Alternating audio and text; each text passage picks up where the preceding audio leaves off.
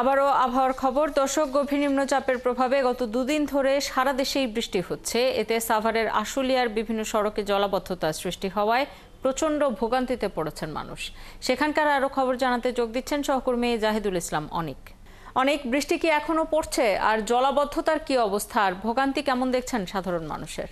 শাওন, গেল বুধবার বাংলাদেশ বঙ্গোপসাগরের যে সৃষ্ট লঘুচাপটি সেটি নিম্নচাপে রূপ নেওয়ার পর থেকে কিন্তু সারা দেশের মতো সাভার উপজেলা এবং বিভিন্ন এলাকায় কিন্তু মাঝারি বৃষ্টি থেকে কিন্তু ভারী বৃষ্টিপাত হয়েছে, এবং সেই বৃষ্টিপাতের ফলে কিন্তু আশুলিয়ার বিভিন্ন এলাকা এবং সড়কগুলোতে কিন্তু খানাখন্দ সহ জলাবদ্ধতার সৃষ্টি হয়েছে। আমি যদি একটু আপনাকে দেখাই যে আমি এখন যে স্থানটিতে আছি এটি আশুলিয়ার জামগড়া এলাকা, এবং জামগড়ার এই সড়কটিতে কিন্তু আপনি দেখতে পাচ্ছেন যে এই বৃষ্টির পানিতে কিন্তু সৃষ্টি হয়েছে এখানকার বিভিন্ন এলাকায় বন্যা সহ।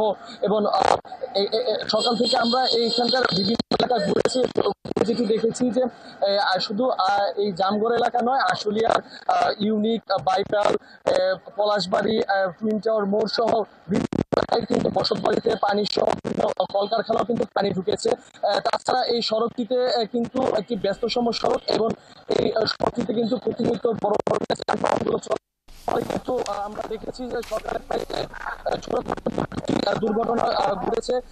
একজন রিক্সা চালক, তিনি রিক্সা নিয়ে যাওয়ার সময় কিন্তু এই খানাখন্দে পড়ে কিন্তু দুর্ঘটনার কবলে শিকার হয়েছেন। তাছাড়া শাওন, আপনাকে যদি আরেকটা বিষয় আমি জানিয়ে রাখি যে বাইপেল আবদুল্লাপুর টঙ্গী যে সড়কটি রয়েছে সেই সড়কটিতে কিন্তু এলিভেটেড এক্সপ্রেসের কাজ চলছে, এবং সেই কাজ চলার কারণে সেখানকার বিভিন্ন জায়গায় খানাখন্দ সৃষ্টি হয়েছে, এবং সেই খানাখন্দের কারণে সেখানে যে বৃষ্টির পানি সেটা জলাবদ্ধতার একটি দেখা গিয়েছে, এবং তার ফলে কিন্তু একটি দীর্ঘ যানজটও কিন্তু সৃষ্টি হয়েছে। শাওন, খবর রাখতে থাকুন, প্রয়োজনে আবারও আপনার কাছে ফিরবো। আমাদের সাথে যুক্ত হয়েছিলেন সহকর্মী জাহিদুল ইসলাম অনিক।